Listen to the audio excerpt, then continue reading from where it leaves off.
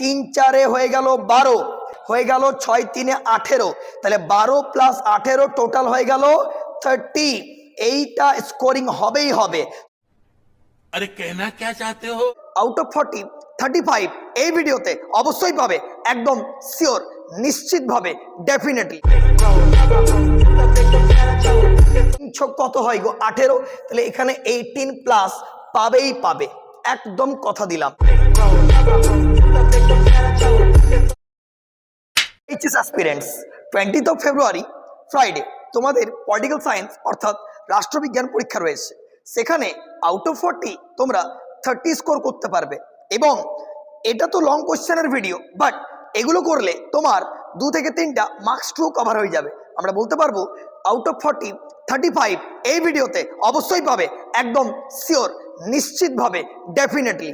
একদম অবিশ্বাস করো না, তুমি বিশ্বাস করে পরীক্ষাটা দিয়ে এসো, অবশ্যই কৃতকার্য হবে।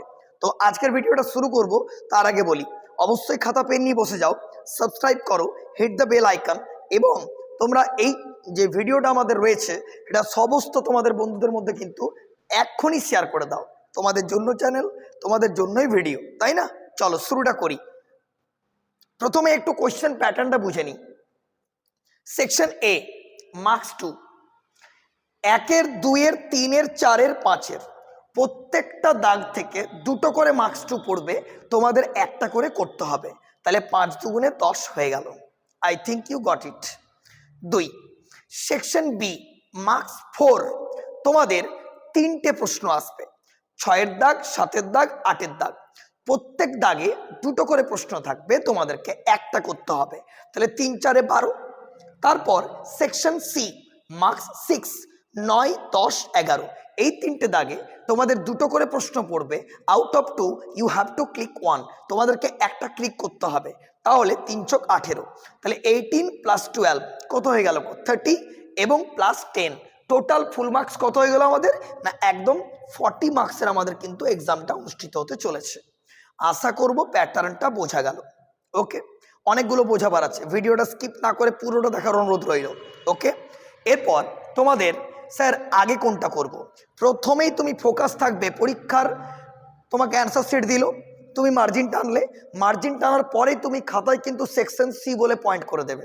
একদম কথা দিচ্ছি, সেকশন সি বলে পয়েন্ট করে, একদম সেকশন সি বলে পয়েন্ট করে 10 দাগের এ দিয়ে তুমি এই নোটটা লিখতে আরম্ভ করে দেবে।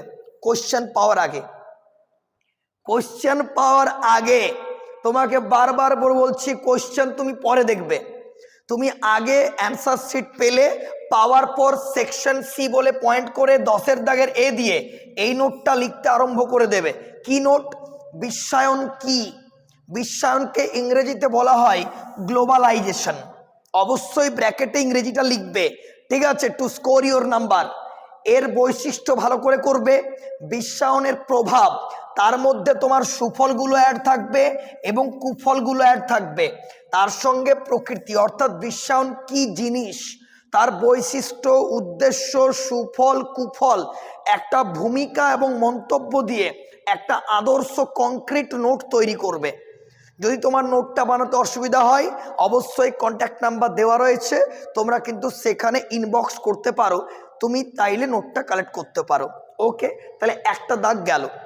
এরপর আসবো আমরা সেকশন সিয়েরই 9 দাগের এ অথবা বি। এই দাগটা তোমার কমন ক্লিকের জন্য তোমার 3টে প্রশ্ন করে যেতে হবে। কি কি? 1, আন্তর্জাতিক সম্পর্কের সংজ্ঞা দাও, তার সঙ্গে আন্তর্জাতিক সম্পর্ক এবং আন্তর্জাতিক রাজনীতির একটা পার্থক্য তোমাকে রেডি করতে হবে। কোশ্চেন দেখো মার্কস 6-এর ডাইরেক্ট আসবে না, 2 + 4 বা ডাইরেক্ট হয়তো 6 মার্কসের কোশ্চেন এলো, এইভাবে তোমার প্রশ্নটা পড়বে। আই থিঙ্ক ইউ গট ইট।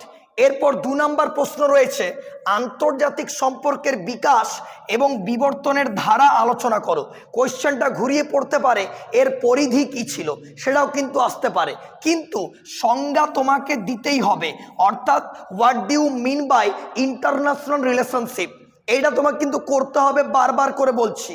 আরেকটা প্রশ্ন, আন্তর্জাতিক সম্পর্কে আদর্শবাদ এবং বাস্তববাদ এই দুটো কিন্তু অবশ্যই তোমার করে যেতে হবে। এই দুটো আদর্শ কিভাবে ধরা পড়েছে এই আন্তর্জাতিক সম্পর্কের ধারণাটিতে। তাহলে তিনটে প্রশ্ন করলে 9 দাগের এ অথবা বি নয়, দুটো প্রশ্নই ক্লিক হবে, and out of 2 you have to click 1। আশা করব 9 দাগের এ বি ক্লিয়ার, এবং 10 দাগের এ বি তো দরকার নেই, একটাই বললাম, তুমি আগে সেকশন সি দিয়ে 10 দাগের এ দিয়ে এই নোটটা লিখতে আরম্ভ করবে, কারণ এই নোটটা আসবে নয়, অলরেডি এসে গেছে। 20 তারিখে একদম ম্যাজিক হবেই হবে, জোর গলায় বলছি। ক্লিয়ার? এবার আসছি 11 দাগ। 3টে মার্ক 6 করতে হয়, 2টো মার্ক 6 হয়ে গেল, আর একটা 11 দাগের এ অথবা বি। এই দাগটা তোমার কমন নেওয়ার জন্য একটু বেশি প্রশ্ন তুমি করতে হবে তোমাকে। কেন বলছি? কারণ এটা করলে তোমার মার্কস 2 এখান থেকে পড়ে যাবে। এডুকেশনও ঠিক তাই হয়েছে।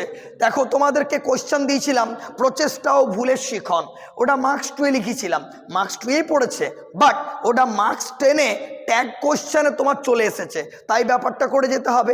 I think you got it. 1 number, মুখ্যমন্ত্রীর ক্ষমতা ও কার্যাবলী সঙ্গে পদমর্যাদা অবশ্যই করতে হবে। 2, প্রধানমন্ত্রীর ক্ষমতা, কার্যাবলী ও পদমর্যাদা অবশ্যই। 3, রাষ্ট্রপতির ক্ষমতা সঙ্গে পদমর্যাদা করতে হবে। 4, রাজ্যপালের ক্ষমতা সেরকম নেই, কিন্তু রাজ্যপালকে বলা হয় সোনার খাঁচার বন্দি পাখি। রাজ্যপালের যে ক্ষমতাটা আসার চান্স রয়েছে সেটা হচ্ছে স্বেচ্ছাধীন ক্ষমতা, রাজ্যপালের স্বেচ্ছাধীন ক্ষমতা। ওকে, নেক্সট, পার্লামেন্টের ক্ষমতা ও কার্যাবলী খুব ভালো করে করবে। পরের প্রশ্ন, বিচার ব্যবস্থার মূল বৈশিষ্ট্যগুলি আলোচনা করো। নেক্সট, লোকসভার স্পিকার যাকে আমরা বলি অধ্যক্ষ, অনেক সময় অধ্যক্ষ দিয়ে দেয় বা স্পিকার দিয়ে দেয়, be careful about that. Next, বিচার বিভাগ থেকে সুপ্রিম কোর্টের ক্ষমতা ও কার্যাবলী করবে, ক্রেতা সুরক্ষা আদালত করবে, হাইকোর্টের গঠন ক্ষমতা ও কার্যাবলী করবে। এতগুলো প্রশ্ন থেকে অবাক হইও না, একটু কষ্ট করো, কারণ এটা করলে তোমরা এই যে 3 দাগের এ অথবা বি এর একটা প্রশ্ন, এখানেও দুটো কিন্তু কমন পেয়ে যাবে। মার্কস 2টাও মেকআপ হয়ে গেল, সঙ্গে তোমার মার্কস 6টাও মেকআপ হয়ে গেল। তাহলে বিচার বিভাগ থেকে বিচার ব্যবস্থার মূল বৈশিষ্ট্য একটা করছো, সুপ্রিম কোর্টের কার্যাবলী করছো, হাইকোর্ট করছো, ক্রেতা সুরক্ষা করছো বিচার বিভাগ থেকে। স্যার ট্রিপল স্টার কোনগুলো? ফিগারের মধ্যে একটা আসার চান্স প্রবল, মুখ্যমন্ত্রী, রাষ্ট্রপতি, প্রধানমন্ত্রী, রাজ্যপাল, স্পিকার আর পার্লামেন্ট। প্রথম 6টা তোমার মধ্যে 100% শিওর একটা আসার সম্ভাবনা, বাট আমি চাইছি এগুলো করে যাবে এই মার্কস 2টা ক্লিক করার জন্য। আশা করব ক্লিয়ার। এটা গেল মার্কস 6-এর গল্প। তাহলে 3 ছক কত হয় গো? 18। তাহলে এখানে 18+ পাবেই পাবে, একদম কথা দিলাম। এরপর আসছি আমরা, এই দাগটা তো ক্লিয়ার হয়ে গেল, 9, 10, 11। এরপর সেকশন বি বলে পয়েন্ট করব, মার্কস 4। কি কি প্রশ্ন আসছে? 6 দাগের 2টো একটা করতে হবে, 7 দাগের 2টো একটা করতে হবে, 8 দাগের 2টো একটা করতে হবে। তাহলে out of 2 you have to click 1 to score your mark. Section B, 6 দাগের এ অথবা বি এ কোন প্রশ্নটি আসার সম্ভাবনা প্রবল? দুটো প্রশ্ন। 1, সার্ক কি? প্রথমে আগে ডেফিনেশন দিতে হবে।